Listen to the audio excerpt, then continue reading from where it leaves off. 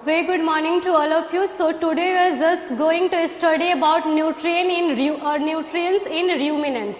हम लोग का चैप्टर का हेडिंग क्या था? Nutrition in animals. और इसमें सबसे पहले हम लोगों ने क्या कंप्लीट किया कि हमारे में जो ह्यूमन बींग्स होते हैं उसमें न्यूट्रिशन कैसे होता है, और वहाँ पे हम लोगों ने अपने डाइजेस्टिव सिस्टम्स के हर एक ऑर्गन्स के बारे में हर एक ग्लैंड्स के बारे में डिटेल्स में पढ़ा। तो पिछले क्लास में हम लोगों ने क्या क्या पढ़ा था? पिछले क्लास में हम पढ़े थे कि हमारे स्टमक का शेप कैसा होता है, तो यू शेप का होता है, और ये बहुत सारे डाइजेस्टिव जूस सिक्रेट करता है, और उसके डाइजेस्टिव जिसको हम लोग क्या बोलते हैं?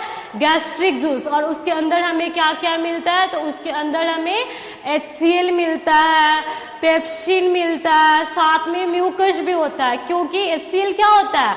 हाइड्रोक्लोरिक एसिड होता है। और जो हमारा स्टमक होता है वो तीन जो लेयर के मसल के लेयर से बना हुआ होता है। जो इनर लाइनिंग होता है स्टमक का वो बहुत ही ज़्यादा डेलिकेटेड होता है, और जब वहाँ पे हाइड्रोक्लोरिक एसिड रिलीज होगा तो वो क्या करेगा? हमारे जो स्टमक का इनर लाइनिंग होगा उसको बर्न करेगा। तो उसके बर्निंग के एक्शन से बचाने के लिए वहाँ पे किस चीज़ की सिक्रेशन होती थी? तो म्यूकस क्या, और म्यूकस क्या करता था कि स्टमक के इनर लाइनिंग को ब्लैंकेट के जैसा कवर कर लेता था, और हाइड्रोक्लोरिक एसिड के एक्शन से उसे प्रोटेक्ट करता था। साथ में वहां पे एक एंजाइम की सिक्रेशन होती है, उसे हम लोग क्या बोलते हैं? पेप्सिन, जो कि इनएक्टिव फॉर्म में होता था, और वो HCl की वजह से एक्टिव फॉर्म में कन्वर्ट होता था, और कुछ अमाउंट में प्रोटीन की डाइजेशन हमारा स्टोमक के अंदर ही हो जाता था। लेकिन कंप्लीटली कहाँ पे डाइजेस्ट होता था? तो कंप्लीटली हमारे स्मॉल इंटेस्टाइन में डाइजेस्ट होता था with the help of the secretion of a pancreatic juice plus small intestine का जो इंटेस्टिनल जूस होता है उसके हेल्प से। फिर हमने ये भी देखा था इसके स्टोमक में डिफरेंट टाइप्स का पार्ट्स होता है। जो पहला पार्ट होता है जहाँ पे ऑसोफेगस ओपन होता है उसे हम लोग क्या बोलते हैं? कार्डियक पार्ट, ठीक है। फिर उसके जस्ट बगल में फंडिक होता है, सेंटर में सेंटर बॉडी होता है, और हमारा जो स्टोमक जब स्मॉल इंटेस्टाइन में ओपन होता है तो वहाँ वाले स्टोमक के पोर्शन को हम लोग क्या बोलते हैं? पाइलोरिक बोलते थे। फिर हमारा स्टोमक का जो भी कंटेंट होता था वो हमारे स्मॉल इंटेस्टाइन में एंटर होता था, और यहाँ पे हमारा कंप्लीट डाइजेशन होता था। और स्मॉल इंटेस्टाइन में भी 3 पार्ट था। फर्स्ट पार्ट हमारा ड्यूडेनम, सेकेंड पार्ट जेजुनम, और थर्ड पार्ट इलम। और इलम के अंदर ही ड्यूडेनम के अंदर ही पेनक्रियाज का जो भी सिक्रेशन होता था, लीवर का जो भी सिक्रेशन होता था, वो सब हमारा ड्यूडेनम के अंदर आता था। और ड्यूडेनम भी कुछ एंजाइम सिक्रेट करता था, और उसके हेल्प से कम फूड की मतलब कार्बोहाइड्रेट हो या फैट हो या प्रोटीन हो, हर चीज़ की वहाँ पे कंप्लीट डाइजेशन हो जाती थी। और उसके बाद से वो डाइजेस्टेड फूड हमारा जेजुनम और इलम में एंटर करता था, और जेजुनम और इलम में एक फिंगर लाइक प्रोजेक्शन होता था जिससे हम लोग क्या बोलते थे? विलाई बोलते थे। और उसी के हेल्प से हमारा जो फूड होता था वो स्मॉल इंटेस्टाइन से एब्जॉर्ब होके ब्लड में मिक्स हो जाता था, और ब्लड के थ्रू वो हमारे हर एक ऑर्गन्स, हर एक सेल्स के पास जाता था, और वहाँ वो ऑक्सीजन के साथ रिएक्ट होकर सेलुलर रेस्पिरेशन वाला फंक्शन परफॉर्म करता था, और एनर्जी डिराइव करता था in the form of ATP। और उसी एनर्जी की वजह से सारा अपना जो लाइफ प्रोसेस है उसे वो लोग लाइफ प्रोसेस, जो हमारा हार्ट बीट होता है, जो डाइजेस्टिव सिस्टम, जो रेस्पिरेटरी सिस्टम, वो सब के लिए एनर्जी चाहिए होता है, और वही वाला एनर्जी यूज करके वो सारा प्रोसेस वो लोग परफॉर्म करते हैं। और उसके बाद भी जो भी एक्सटर्नल वर्क जैसे पढ़ाना, पढ़ना, ये सब क्या एक्सटर्नल वर्क, तो ये सारा काम भी हम लोग वही एनर्जी यूज करके करते थे। फिर हमने देखा कि जितना भी खाना हम लोग खाते हैं वो सारे डाइजेस्ट थोड़ी होते हैं, खुद कुछ हमारा अनडाइजेस्टेड फूड होता है। वो अनडाइजेस्टेड फूड हमारा लार्ज इंटेस्टाइन में एंटर करता है। लार्ज इंटेस्टाइन का भी बहुत सारा पार्ट होता है। एक शिक्कम होता है जो बैग लाइक स्ट्रक्चर होता है, जहाँ पे सिम्बायोटिक माइक्रो ऑर्गेनिज्म होते हैं। सिम्बायोटिक मतलब वैसे माइक्रो ऑर्गेनिज्म जो कि क्या करते हैं, जो कि हमारा म्यूचुअल रिलेशनशिप में होते थे। जैसे कि वो माइक्रो ऑर्गेनिज्म की वजह से हमें भी कुछ ना कुछ बेनिफिट होता था, और हमारे वजह से उन्हें भी कुछ ना कुछ बेनिफिट होता था, यानी दोनों का फायदा वहाँ पे था। तो हमारा बेनिफिट कैसे होता था कि जो हमारा अनडाइजेस्टेड मटेरियल होता था उसे वो लोग क्या करते थे? वो लोग एज ए न्यूट्रिएंट्स खा जाते थे। तो जो हमारा जो कचरा का लोडिंग होता था वो लोडिंग कम होता था, और उनका फायदा क्या था कि उन्हें न्यूट्रिएंट्स मिल जाता था। फिर वो लोग, फिर हमारा ये असेंडिंग क्लोन होता है, डिसेंडिंग, ट्रांसवर्स, सिग्मॉइड, और फिर वो जाके हमारा रेक्टम में स्टोर होके रहता है। और रेक्टम में स्टोर होने के बाद जब लगता है कि हाँ इसे हमें बॉडी से एग्जिट करना है तो न्यूरल सिग्नल आता है और एनस के थ्रू हम इसे जो हमारा वेस्ट होता था उसे हम लोग अपने बॉडी के थ्रू एग्जिट कर देते हैं। ये सारा चीज़ हम लोगों ने प्रीवियस लेक्चर में देखा था। मैंने बस क्विक रिविजन में बता दिया कि हमने क्या क्या पढ़ के आया है। और आज हम लोग क्या स्टार्ट करेंगे, तो आज हम लोग न्यूट्रिशन इन रूमिनेंट्स पढ़ेंगे। अब ये रूमिनेंट्स क्या होता है ये वाला स्लाइड देखने के बाद ही हमें पता चलेगा। Okay, cows and some grass eating animals can swallow large amount of food at a time and later bring back the swallowed food back into the mouth to chew it again, and the process of chewing the cud is called the rumination, and such animals are called ruminants। ये ruminants क्या होता है हमें बोला ना, इसी slide में हमें पता चलेगा।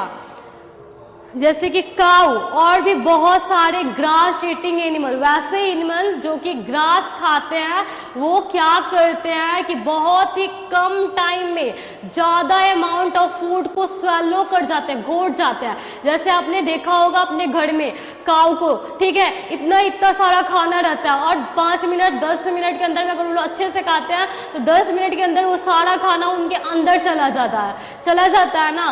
तो ये चीज़ ये बोल रहा है कि काऊ और कुछ ग्रास ईटिंग एनिमल्स है जो कि बहुत ही लार्ज अमाउंट ऑफ फूड को बहुत ही कम टाइम में स्वेलो कर लेते हैं, घोट जाते हैं, उसे चबाते नहीं है, ठीक है, घोट जाते हैं। और उसके बाद से क्या होता है, जैसे वो लोग घोट जाते हैं और फिर उसको वो लोग अपने स्टोमक से बाहर फिर माउथ में लाते हैं और तब जाके उसका च्यूइंग को स्टार्ट करते हैं। और उस टाइप्स के एनिमल्स को हम लोग रूमिनेंट्स बोलते हैं। और उस प्रोसेस को हम लोग क्या बोलते हैं, तो उस प्रोसेस को हम लोग रूमिनेशन बोलते हैं।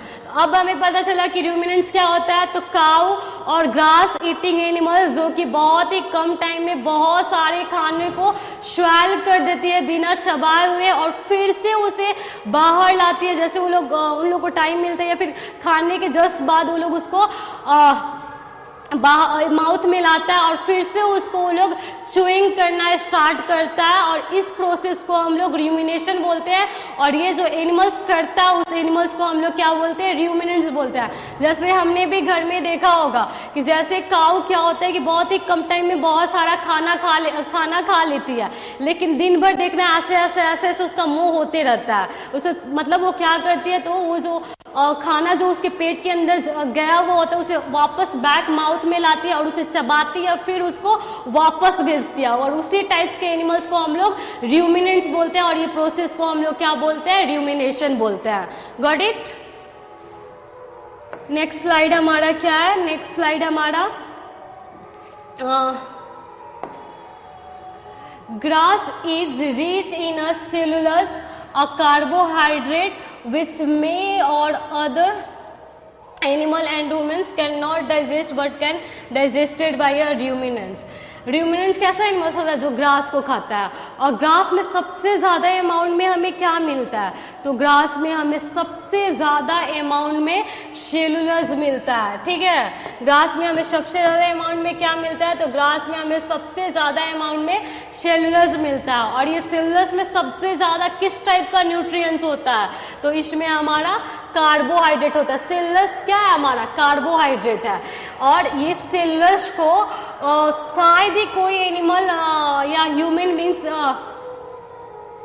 मतलब डाइजेस्ट कर सकता है, लेकिन लगभग जितने भी हमारे अदर एनिमल्स हैं और जो ह्यूमन बींग्स हैं वो इस सेलुलस को इजीली डाइजेस्ट नहीं कर सकते हैं। इस सेलुलस को सिर्फ वही एनिमल्स डाइजेस्ट कर सकता है जो कि जिसको हम लोग रूमिनेंट्स बोलते हैं। मतलब वो अपना खाना फिर से वापस लाके च्यूइंग करके फिर वापस भेजता है। तो उसी टाइप्स के एनिमल्स हमारे सेलुलस को डाइजेस्ट कर सकता है और अदर एनिमल्स और ह्यूमन बींग्स इस सेलुलस को इजीली डाइजेस्ट नहीं कर सकते हैं। अभी हमने क्या पढ़ा कि जो ग्रास होता है उसमें क्या मिलता है, तो उसमें हमें सेलुलस मिलता है। और सेलुलस कैसा होता है, तो कार्बोहाइड्रेट होता है जिसे जनरली अदर एनिमल्स और ह्यूमन बींग्स डाइजेस्ट नहीं कर सकते हैं। उसे डाइजेस्ट कौन करता है? तो उसे डाइजेस्ट र्यूमिनेंट्स एनिमल्स ही करते हैं, वैसे एनिमल्स जो कि एक ही बार में खाना को स्वेल कर लेते हैं बहुत कम ही टाइम में, और फिर से वापस ला के अपने माउथ में वापस लाता है और फिर से उसको च्युइंग करना स्टार्ट करता है और फिर जाके फिर से वापस उसको सेंड करता है स्टमक के अंदर। Got it? नेक्स्ट स्लाइड हमारा क्या है, जैसे कि हमने पढ़ा था, हमारा भी प्रोसेस था जब हमने भी अपना डाइजेशन पढ़ा था न्यूट्रिशन इन ह्यूमन, तो इंजेशन पढ़ा था, digestion, absorption, assimilation and last one क्या था? इजेशन, जिसके थ्रू हम लोग वेस्ट को एग्जिट करते थे अपने बॉडी से। तो सेम वैसे ही हमारे र्यूमिनेंट्स एनिमल्स में भी डाइजेशन का पहला प्रोसेस क्या होता है? इंजेशन, मतलब फूड को अपने बॉडी के अंदर लेना। So the animals take in food such as grass into the mouth to chewing it and mix it with a saliva. They have a big chewing teeth with a powerful jaw muscles to chew the grass again and again, and the chew food passes through the esophagus into the stomach. ये line क्या बोल रहा है कि जो the animals take in food such as grass into the mouth, जो animals क्या करते हैं? अपने फूड को अपने माउथ के अंदर लेते हैं, जैसे ग्रासेस को अपने माउथ के अंदर लेता है और उसे चबाना स्टार्ट करता है। चबाने के साथ साथ जो उसके माउथ में स्लाइवरी ग्लैंड से स्लाइवा सिक्रीट होता है, उससे वो लोग मिक्स करते हैं। और चबाने के लिए जो सिलस होता है, उससे चबाने के लिए उनके पास बहुत बड़ा बड़ा टीथ होता है, और जो जॉ होता है ना वो बहुत मजबूत होता है, और जो टीथ होता है वो भी बहुत बड़ा बड़ा होता है, ताकि वो बार बार उस सिलस को चबा पाए, ठीक है, उसको च्युइंग कर पाए। और फिर वो जो च्युइंग फूड को वो लोग एसोफेगस के थ्रू स्टमक में भेज देता है, और स्टमक में क्या होगा? उसका डाइजेशन होगा। तो अभी हमने क्या पढ़ा कि इंजेशन क्या है? तो इसमें एनिमल्स अपने फूड्स को अंदर लेता है, जैसे कि अगर र्यूमिनेंट है तो ग्रास को अंदर लेगा, और ग्रास को अंदर लेने के बाद उसको वो चबाना स्टार्ट करेगा, और ग्रासेस को चबाने के लिए उनके पास बहुत बड़ा बड़ा दांत होता है, प्लस बहुत पावरफुल जॉज होता है, ताकि वो लोग इजिली उस ग्रास को चबा पाए बार बार, और उसके बाद से उसको एकदम स्मॉलर पीसेस में कन्वर्ट कर पाए, और वो पीसेस फिर वो लोग एसोफेगस के थ्रू स्टमक में सेंड करते हैं। Got it? नेक्स्ट स्लाइड हमारा क्या है? नेक्स्ट हमारा इंजेशन के बाद क्या होता है? डाइजेशन। जैसे ही हमारा फूड कहाँ पे एंटर कर जाता है, हमारा फूड स्टमक के अंदर एंटर करता है, वहाँ से डाइजेशन स्टार्ट हो जाती है। डाइजेशन मतलब क्या? जो फूड होता है उसको ब्रेक होना स्टार्ट हो जाता है। Digestion of a chewed food take place in the stomach, and the stomach of the ruminants is a four chamber. जो डाइजेशन वाला प्रोसेस है वो कहाँ पे स्टार्ट होता है? तो वो हमारा स्टमक के अंदर स्टार्ट होता है, और रूमिनेंट एनिमल्स के स्टमक का 4 पार्ट होता है, 4 चैम्बर होता है, मतलब 4 रूम होता है, ठीक है। अब हम देखेंगे कि वो कौन कौन सा रूम है और उसका क्या क्या फंक्शन है। जैसे ये फिगर के थ्रू भी देख सकते हो आप कि ये हमारा क्या है? ये स्टमक है हमारा रूमिनेंट्स एनिमल्स का, और यहाँ पे 4, एक ये हमारा रेटिकुलम, एक हमारा ये ओमाशम, एबोमाशम, और ये वाला हमारा क्या है? र्यूमेन। ये हमारा ये सब स्टमक है, इसके अंदर 4 पार्ट है, 4 चैम्बर है। एक हमारा फर्स्ट र्यूमेन होता है, सेकेंड हमारा रेटिकुलम होता है, थर्ड हमारा ओमाशम होता है, और फोर्थ हमारा एबोमाशम होता है। ये चारों हमारा ये चारों र्यूमिनेंट एनिमल्स के स्टमक्स के पार्ट्स होते हैं। अब एक एक पार्ट्स को हम लोग डिटेल्स में पढ़ेंगे। तो जो हमारा पहला पार्ट है, वो पहला पार्ट क्या है? Rumen. It is the first and largest chamber which store large quantity of food that is quickly consumed. The food is partially digested here. It is called curd, and the cellulose is digested in the rumen by billions of bacteria present here. जो grass eating animals, ruminant animals जल्दी जल्दी खाना खाता है, वो सारा खाना हमारा कहाँ पे आता है? तो सारा खाना हमारे रूमेन के अंदर में आता है, और ये हमारा पहला चैम्बर है स्टमक का, जो कि बहुत ही बड़ा होता है। र्यूमेन क्या है, पहला चैम्बर है और बहुत ही बड़ा होता है और ये हमारा बहुत ही ज़्यादा लार्ज क्वांटिटी ऑफ फूड को स्टोर करके रख सकता है। और फूड की पार्शियली डाइजेशन हमारा कहाँ होता है, तो फूड की पार्शियली डाइजेशन हमारा ये र्यूमेंस के अंदर होता है, ठीक है। और वो पार्शियली डाइजेस्टेड फूड को हम लोग क्या बोलते हैं, तो उसे हम लोग कॉर्ड बोलते हैं। और जो सेलुलोस होता है वो भी हमारा र्यूमेन के अंदर ही डाइजेस्ट होता है। और किसके थ्रू, किसके हेल्प से डाइजेस्ट होता है, तो by billions of bacteria present there. Rumen क्या है, हमारा फर्स्ट चैम्बर है जो कि बहुत ही ज़्यादा बड़ा होता है। जो चीज़ बड़ा होता है उसमें ज़्यादा चीज़ स्टोर होता है, इस वजह से र्यूमेन के अंदर भी ज़्यादा फूड हमारा स्टोर होता है। और फूड की पार्शियली डाइजेशन भी हमारा र्यूमेन्स के अंदर हो जाता है। और मोस्टली जो सेलुलोस होता है वो भी हमारा इसी के अंदर डाइजेस्ट होता है। तो कैसे डाइजेस्ट होता है, तो ये हमारा बहुत सारे बिलियंस ऑफ बैक्टीरिया प्रेजेंट होते हैं र्यूमेन के अंदर और उसी के एक्शन के थ्रू हमारा जो सेलुलोस है वो र्यूमेन के अंदर डाइजेस्ट होता है। Got it. सेकेंड हमारा क्या है, सेकेंड जो चैम्बर है स्टमक का वो है हमारा रेटिकुलम।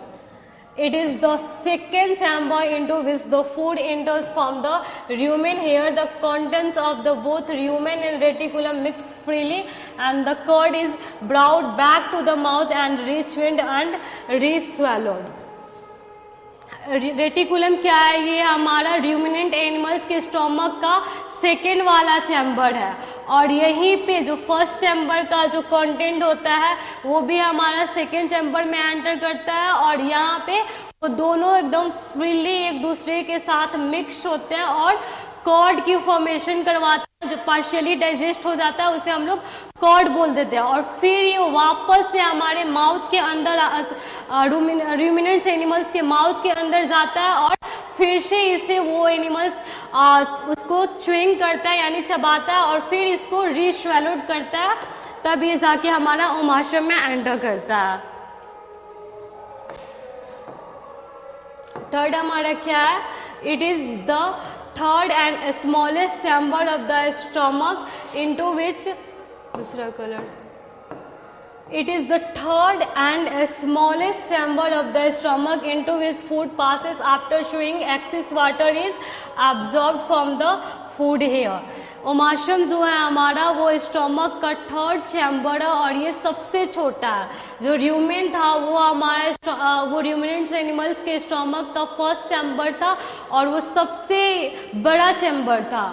और ये ओमाशम जो है जो थर्ड चैम्बर वो सबसे स्मॉलेस्ट चैम्बर होता है और यहीं पे फूड हमारा च्युइंग होने के बाद आता है और जो एक्सेस वाटर होता है उसकी एब्जॉर्प्शन कहाँ होती है, तो उसकी एब्जॉर्प्शन ओमाशम में होता है। तो अगर आपसे कोई क्वेश्चन पूछ रहा है कि र्यूमिनेंट्स एनिमल्स के अंदर जो एक्सेस वाटर होता है उसका एब्जॉर्प्शन कहाँ पे होता है, तो उसका एब्जॉर्प्शन हमारा ओमाशम के अंदर होता है।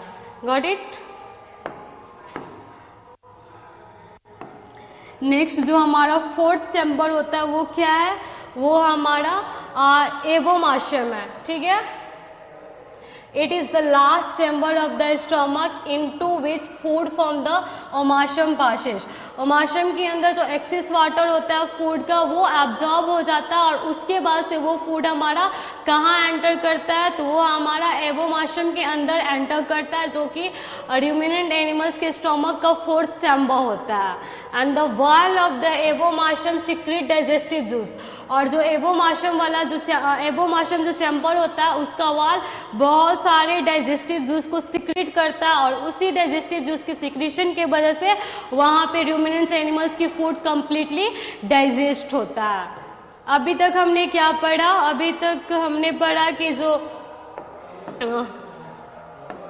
अभी तक हमने र्यूमिनेंट एनिमल्स का जो स्टोमक का 4 पार्ट होता है वो चारों पार्ट्स के बारे में देखा। जो फर्स्ट पार्ट है उसे हम लोग र्यूमेन बोले और वो सबसे ज़्यादा बड़ा होता है, इसी वजह से ज़्यादा क्वांटिटी में यहाँ पे फूड आता है जो कि जल्दी र्यूमिनेंट एनिमल्स स्वैलो करता है। और यहीं पे हमारा सेलुलर्स की भी डाइजेशन होती है, और वो भी किसकी हेल्प से होता है, तो बिलियंस ऑफ बैक्टीरिया प्रेजेंट होता है, उसी के एक्शन के वजह से सेलुलर्स की डाइजेशन यहाँ पे कंप्लीट होता है। फिर हमने क्या देखा, रेटिकुलम, ये भी हमारा सेकेंड चैम्बर है। यहाँ पे हमारा र्यूमेन के अंदर का जितना भी फूड होता है वो इसमें एंटर करता है, और दोनों रेटिकुलम और र्यूमन दोनों के कंटेंट यहाँ पे थ्रूली एक दूसरे से मिक्स होता है, और मिक्स होने के बाद पार्शियली डाइजेस्ट हो जाता है, और उस फूड को हम लोग कॉर्ड बोलते हैं, और ये फिर से वापस माउथ के अंदर जाता है ताकि उसको वो लोग अच्छे से चबा सके और फिर से उसे रिस्वेल करते हैं। ठीक है, फिर हमने क्या देखा, फिर हमारा जो थर्ड चैम्बर था वो ओमाशम था, और ये हमारा स्मॉलेस्ट चैम्बर है। र्यूमेन हमारा लार्जेस्ट चैम्बर था, और यहाँ पे जो एक्सेस वाटर होता है उसकी एब्जॉर्प्शन हमारा ओमाशम के अंदर हो जाता है। फिर ओमाशम का जो कंटेंट होता है वो हमारा कहाँ पास होता है, तो वो हमारा एबोमाशम के अंदर आता है, जो कि हमारा लास्ट चैम्बर होता है र्यूमिनेंट एनिमल्स का। और इसका काम क्या होता है, इसका जो वाल होता है वो बहुत सारे डाइजेस्टिव जूस को सिक्रेट करता है, और उसी डाइजेस्टिव जूस की वजह से यहाँ पे फूड कंप्लीटली डाइजेस्ट हो जाता है। Got it, digestion. अब हमने इंजेशन पढ़ लिया, डाइजेशन पढ़ लिया, तो अब हमारा लास्ट प्रोसेस क्या है, अब हमारा लास्ट प्रोसेस एब्जॉर्प्शन है। क्योंकि डाइजेस्टिव सिस्टम में हम क्या क्या पढ़ते हैं, पहले इंजेशन पढ़ते हैं, फिर डाइजेशन पढ़ते हैं, उसके बाद एब्जॉर्प्शन पढ़ते हैं, फिर हमारा लास्ट वाला प्रोसेस क्या होता है, एब्जॉर्प्शन, एसिमिलेशन, और लास्ट हमारा क्या होता है, इजेशन होता है। तो इंजेशन पढ़ लिया हम लोगों ने, डाइजेशन पढ़ लिया, अभी हम लोग क्या पढ़ेंगे, अभी हम लोग एब्जॉर्प्शन पढ़ेंगे। तो जब मैंने देख लिया कि एबोमाशम के अंदर फूड हमारा कंप्लीटली डाइजेस्ट हो जा रहा है, तब वो एब्जॉर्ब होगा। तो कैसे एब्जॉर्ब होगा, Although the process of absorption begins in the stomach itself, the main absorptive organ intestine. जो एब्जॉर्प्शन की प्रोसेस है वो कहीं ना कहीं हमारे स्टोमक के अंदर से ही स्टार्ट हो जाता है, लेकिन जो कंप्लीट वे से जो एब्जॉर्प्शन होती है वो हमारा कहाँ पे होता है, तो वो हमारा इंटेस्टाइन्स के अंदर होता है। And the digested food, intestine मतलब स्मॉल इंटेस्टाइन, जैसे हमारे अंदर स्मॉल इंटेस्टाइन होता है, लार्ज इंटेस्टाइन, वैसे ही हमारा जो र्यूमिनेंट एनिमल्स होते हैं उनके अंदर भी तो स्मॉल इंटेस्टाइन और लार्ज इंटेस्टाइन, रेक्टम, एनस होगा।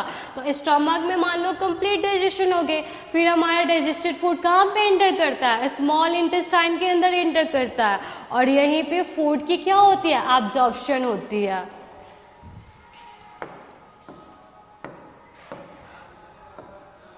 तो ये चीज हम लोग देख रहे थे कि कहीं ना कहीं तो वो बिगिंस कहाँ से हो जाता है, स्टोमक से, लेकिन कंप्लीटली वो कहाँ पे अब्जॉर्ब होता है, तो इंटेस्टाइन में। The digested food passes into the small intestine, in the small intestine receive secretion from the pancreas and liver and digestion of foods and here. और कम्प्लीटली हमारा फूड ये स्टोमक में डाइजेस्ट नहीं होता, कहीं ना कहीं थोड़ा बहुत एब्जॉर्प्शन हमारा स्टोमक से स्टार्ट हो जाता है, लेकिन कम्प्लीटली हमारा स्टोमक में डाइजेशन कंप्लीट नहीं होता है। और डाइजेशन हमारा कहाँ कंप्लीट होता है, तो स्मॉल इंटेस्टाइन में कंप्लीट होता है। और स्मॉल इंटेस्टाइन किसका किसका सिक्रीशन को रिसीव करता है, तो ये हमारा पेनक्रियाज की सिक्रीशन, लीवर की सिक्रीशन, ये सारे सिक्रीशन को रिसीव करता है, और इसी की वजह से हमारा फूड यहाँ पे कंप्लीटली डाइजेस्ट होता है। Got it.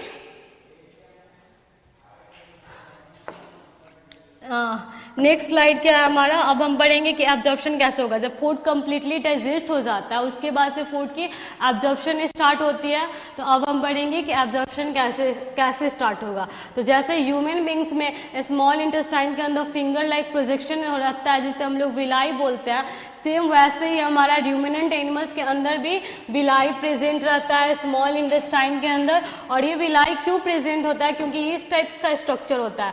तो ये इतना स्पेस ऐसे, अगर इसको हम लोग खोल के ऐसे रखेंगे ना तो इतना स्पेस कवर करने के लिए मेरे को इतना स्पेस चाहिए।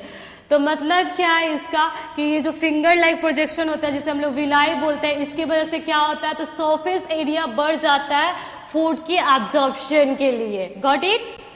और water from undigested food is absorb in the large intestine. और फूड हमारा स्मॉल इंटेस्टाइन से जो डाइजेस्टेड फूड होता है वो एब्जॉर्ब हो जाता है, फिर ब्लड में मिक्स होता है और एसिमिलेशन प्रोसेस के थ्रू सेल्स उसको यूज करके एनर्जी उससे डिराइव कर लेता है। लेकिन कुछ अनडाइजेस्टेड फूड भी होते हैं, सारे फूड्स तो हमारे डाइजेस्ट नहीं होते हैं ना, तो कुछ हमारे अनडाइजेस्टेड फूड होते हैं, वो हमारा कहाँ एंटर करता है, तो वो हमारा एंटर करता है लार्ज इंटेस्टाइन में, और उसी के साथ साथ कुछ अमाउंट में वाटर भी हमारा लार्ज इंटेस्टाइन में एंटर कर जाता है। Got it? तो जो हमारा एक्सेस वाटर होता है वो लार्ज इंटेस्टाइन में एब्जॉर्ब होता है और जो अनडाइजेस्टेड फूड होता है वो हमारा एग्जिट हो जाता है। तो ये चीज़ यहाँ पे मेंशन किया गया है कि water from the undigested food is absorbed in the large intestine and the undigested food is excreted out as a feces, and this is called egestion. This is called egestion.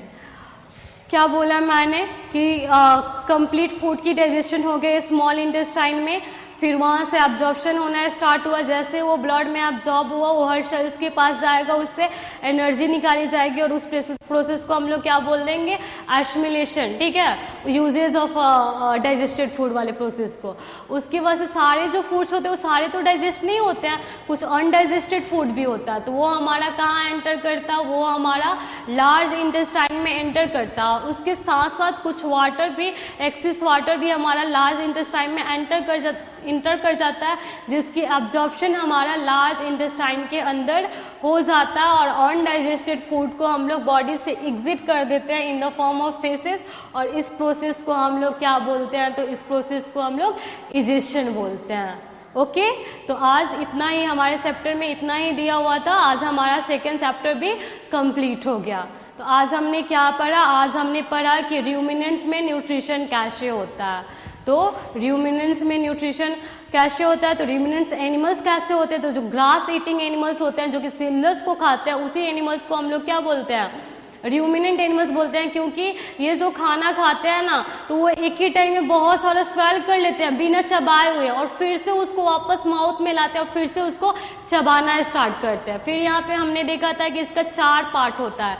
एक हमारा rumen है जो कि largest है, दूसरा हमारा reticulum है, तीसरा हमारा ओमाशम है जो कि स्मॉलेस्ट होता है, और फोर्थ हमारा क्या है, एबोमाशम, जिसका जो इनर वाल होता है बहुत सारा डाइजेस्टिव जूस सिक्रेट करता है, और उसी डाइजेस्टिव जूस की वजह से फूड यहाँ पे कंप्लीटली डाइजेस्ट हो जाता है। और फिर डाइजेशन के बाद वो स्मॉल इंटेस्टाइन में इंटर करता है, वहाँ पे भी ये डाइजेस्ट होता है पेनक्रियाटिक और लीवर के सिक्रीशन की वजह से। और उसके बाद से सारे तो फूड डाइजेस्ट नहीं होते, कुछ अनडाइजेस्टेड होता है, वो हमारा लार्ज इंटेस्टाइन में एंटर करता है, उसके साथ कुछ वाटर भी एंटर करता है। तो जो वाटर, एक्स्ट्रा वाटर होता है वो हमारे लार्ज इंटेस्टाइन में एब्जॉर्ब हो जाता है, और जो अनडाइजेस्टेड, जो अनवांटेड फूड्स होता है वो हमारे बॉडी से एग्जिट हो जाता है in the form of faces with the help of the anus, और इस प्रोसेस को हम लोग क्या बोलते हैं, इजेशन। सो आज के लिए इतना ही। Thank you, have a nice day.